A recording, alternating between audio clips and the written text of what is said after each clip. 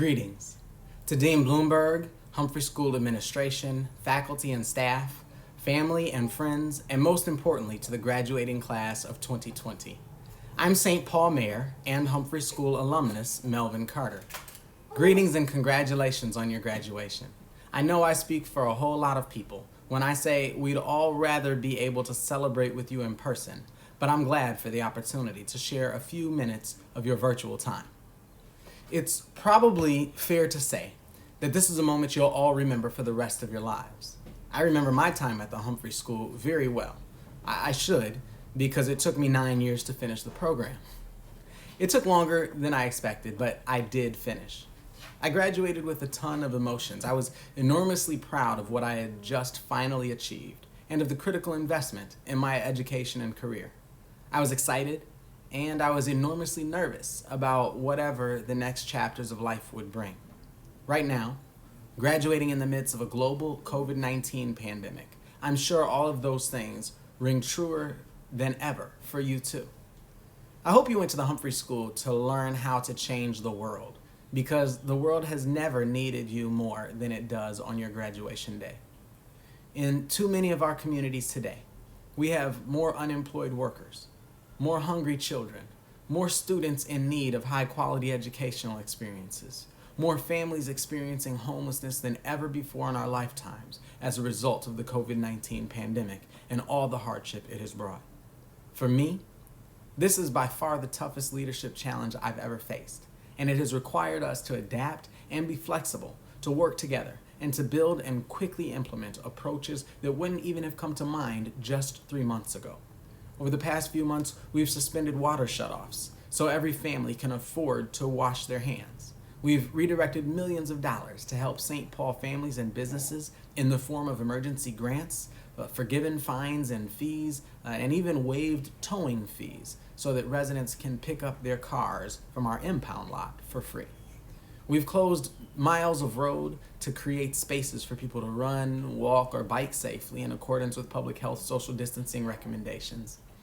Literally every member of our city team is part of this crisis effort, and we're all working from the other duties as assigned bullet point on our job descriptions. Our library workers have spent the last few months sewing masks, homemade masks. Our recreation leaders are delivering thousands of meals to local families every day. And we've had a team of firefighters stop everything to help us process emergency grant applications, to help us move money to low-income families and vulnerable small businesses as quickly as possible. Just as I have found, you too will find that you can rely on the training you've received and hopefully the people around you to rise to meet any challenge. One of my most defining life experiences happened almost exactly 20 years ago when my older brother-in-law and hundreds of our classmates at Florida A&M University were turned away from a Florida polling place during election 2000. I remember standing in a protest at the Florida State Capitol with CNN and C-SPAN cameras all around us, thinking about my own children for the first time before they were even born, and knowing that someday they would learn about this moment and demand to know what I did.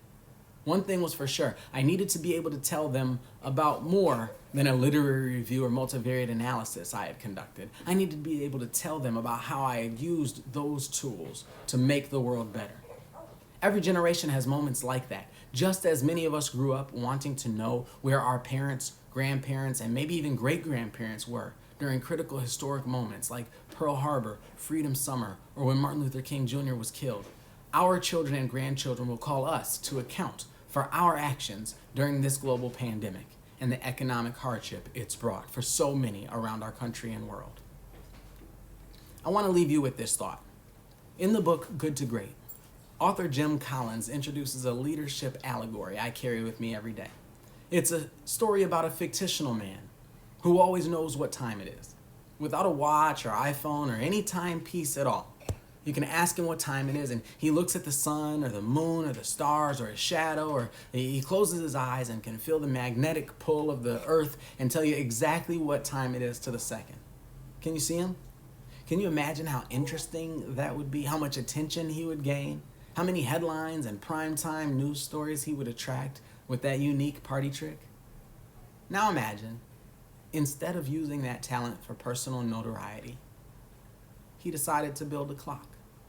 It would maybe make for a less interesting story, and he'd probably be a less famous individual. But then everyone would know what time it is, even when he wasn't around to tell them. As our newest class of Humphrey School graduates, I know you know what time it is, and you're ready to wow the world. But don't just settle for time telling. The world really doesn't need another genius tweeter. Take the skills you've gained over these past 2 to 9 years and be a clock builder. From intro to policy analysis to theories of group behavior, I benefit every day from the lessons about policy, about leadership, and about people that I gained at the Humphrey School. I work hard, and I also benefit greatly from the incredible leadership, team, and staff around me. As our first responders, healthcare professionals, school teachers, and frontline public workers are all invaluable to our ability to respond to this crisis. Always remember that your story too is both the story about a hardworking student who put your head down, studied hard, wrote some papers, passed some tests, and got it done. And your story is about a whole community of parents and professors, relatives, friends, classmates, and mentors who rallied around you as your support team. Now more than ever, we need you to put your tools to work right away to pay forward that sense of community and interconnection so that so many others have sown into you. So as you prepare to transition to the next season of your life, be sure to nurture and take great care of those family members, friends, classmates, and those around you that matter in your life, including your broader community, however you define it. Above all, take care of yourselves because we need you now more than ever to help us continue building a brighter future. Stay safe, healthy, and encouraged.